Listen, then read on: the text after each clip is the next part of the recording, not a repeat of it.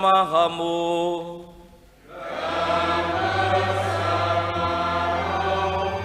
Inilah Injil suci menurut Lukas.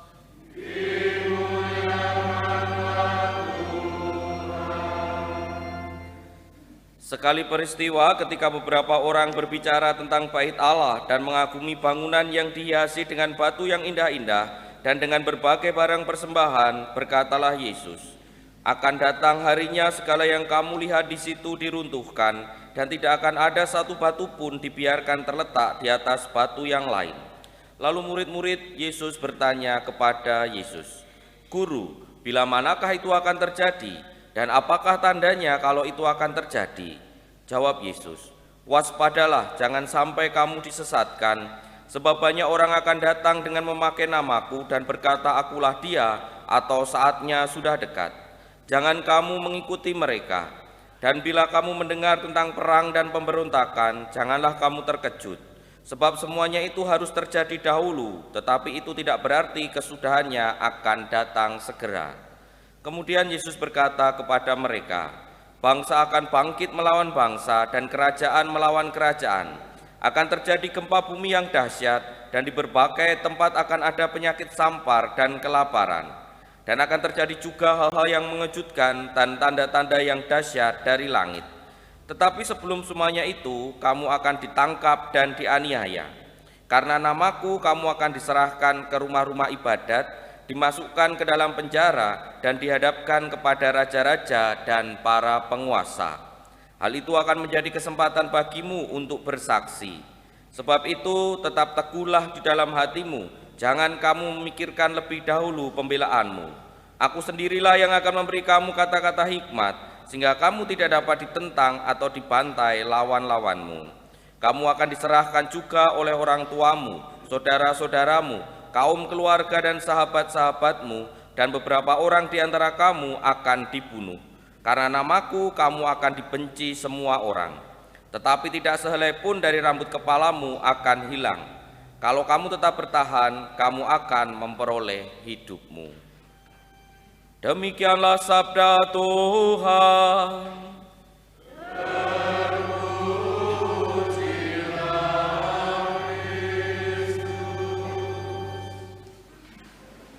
Suster, bruder, Bapak, Ibu, dan saudara-saudari yang terkasih dalam Tuhan, kita sudah mendekati masa Advent, hari Minggu biasa ke-33, dan seperti biasa dalam kalender liturgi gereja, kalau mendekati masa Advent, bacaannya itu soal akhir zaman, sebagaimana kita dengarkan dalam bacaan Injil tadi. Dan dalam bacaan Injil tadi kita mendengarkan bagaimana Yesus itu mengajak kita untuk menjadi pengikutnya yang tangguh, berani, kuat. Tentu saja apa yang disampaikan Yesus ini tidak wajar, tidak seperti biasanya orang yang ingin mencari pengikut. Kalau orang ingin mencari pengikut itu kan yang dikatakan yang enak-enak. Kamu kalau ikut aku nanti dapat ini, kamu kalau ikut aku nanti dapat ini, dan lain sebagainya. Tetapi Yesus beda. Yesus mengatakan kalau ikut Yesus malah akan dibunuh, dianiaya, diserahkan, dibenci, dan lain sebagainya. Kok ya ada yang ikut Yesus? Jenengan kok ya mau ikut orang yang mengatakan ini? Kenapa mau? Kepok soromo wis kadung dibaptis. Bisa saja seperti itu, tapi faktanya adalah meskipun Yesus mengatakan seperti itu, para pengikutnya itu tidak lari tapi justru semakin berkembang hingga sampai kepada kita. Ya memang kalau kita lihat konteks Injil Lukas, kitab yang kita dengarkan tadi, memang apa yang disampaikan Yesus ini untuk menguatkan orang-orang Kristiani atau orang-orang yang percaya kepada Yesus adalah Mesias pada waktu itu yang sedang mengalami masa penganiayaan. Jadi ketika Injil Lukas ini ditulis, itu gereja sedang dianiaya. Maka kemudian apa yang disampaikan Yesus ini untuk menguatkan mereka bahwa kalau jadi pengikut Kristus itu ya memang harus begitu, harus dibenci, harus dianiaya, dan bahkan ada yang sampai kemudian dibunuh. Demi apa? Demi mendapatkan keselamatan kekal. Nek jenengan disuruh milih ya, suster, bruder, Bapak, Ibu, dan saudara-saudari, janjinya sama nih, keselamatan kekal. Jenengan milih cara sing gampang atau cara sing susah? Nah, ini bingung Gusti. Janjinya sama ini, keselamatan kekal. Tapi jenengan milih cara sing gampang atau sing susah? Pilih sing gampang. Berarti mboten siap dibenci. Siap. Ning nggih siap toh, ning nek iso mboten romo. Gitu toh. Ya nggak apa-apa, itu manusiawi. Kita sebagai manusia untuk mendapatkan sesuatu pengennya ya cepet, gampang. Tetapi fakta dalam hidup kita sehari-hari saja, kadangkala kalau kita ingin mendapatkan sesuatu, itu tetap harus berjuang keras, harus berusaha agar mendapatkan apa yang kita inginkan. Saya itu pernah mengalami saat SMA, bagaimana walaupun jauh dari soal sikap iman, tetapi saat SMA itu apa yang disabdakan Yesus ini kemudian benar-benar nyata, walaupun waktu itu tidak saya sadari. Saya baru menyadari saat merenungkan ini. Dulu ketika saya SMA itu saya pernah ranking 37 dari 39 siswa. Bodoh banget pokoknya. Jadi ranking 37 dari 39 siswa. Yang ranking 38 itu sering izin nggak masuk. Yang ranking 39 habis sakit. Jadi ya di kelas itu saya yang paling rendah janjane. Ya memang begitu. Lalu saya membaca ranking itu, wah 37 lumayan lah, tidak 38. Bapak saya sampai raportnya itu pulang gitu langsung dilempar itu rapotnya. Biji opo iki. Waduh, karena saya biasanya pinter tadi itu. Enggak. Tapi itu terjadi. Lalu ketika itu kemudian merasa, ya ampun, mosok aku ranking 37, malu. Lalu saya berusaha agar bisa mendapat nilai yang lebih baik. Itu waktu itu SMA kelas 2 kalau tidak salah, jadi masih di kelas yang sama. Lalu belajar sungguh-sungguh dan lain sebagainya, melakukan hal-hal yang membuat saya nggak belajar itu saya kurangi ya, misal tidak saya lupakan tapi saya kurangi. Misalnya bal-balan saya kurangi biasanya 3 jam, ya ini 45 menit misalnya gitu-gitu, ya tak kurangi. Jadi ya sama aja, dan hasilnya berhasil dari ranking 37 sampai akhirnya menjadi ranking 12. Kan saya bilang biasanya saya tuh pinter biasa deh. Tapi yang menarik adalah ketika saya ranking 37 sampai ranking 12, itu ada saja yang mengatakan, wah nyontomu berhasil ya.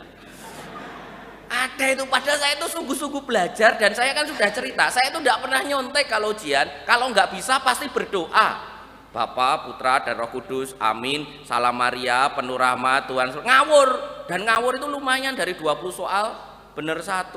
Jadi ya jenengi ngawur kok.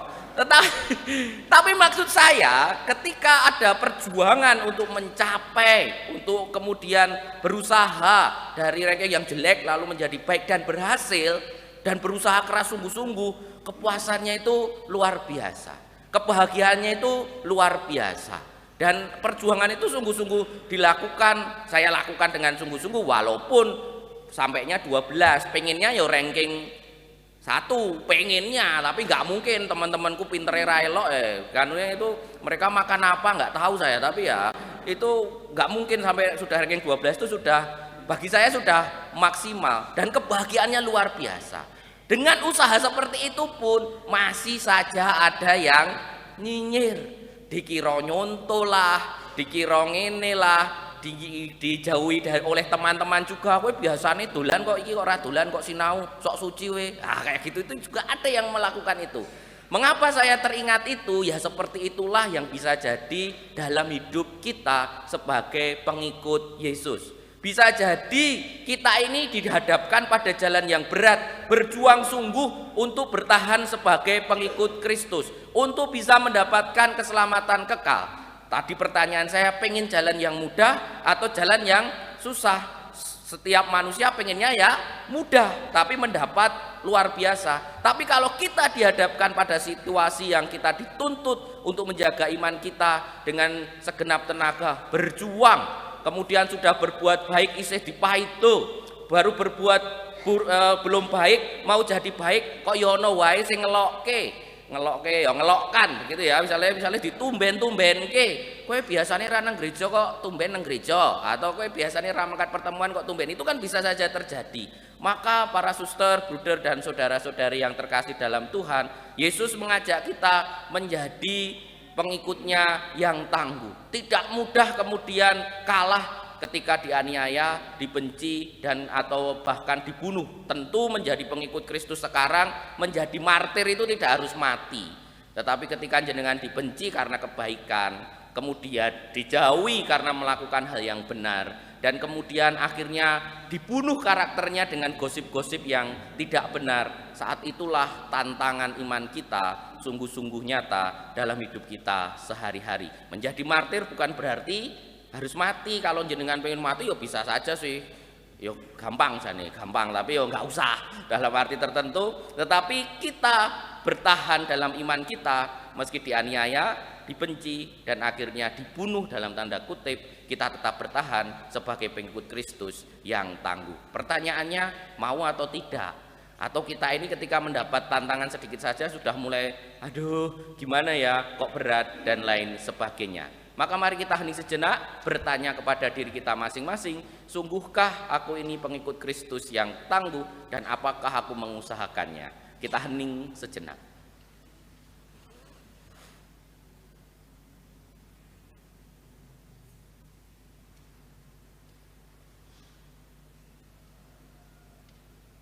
Kemuliaan kepada Bapa dan Putra dan Roh Kudus seperti pada permulaan, sekarang selalu dan sepanjang segala abad.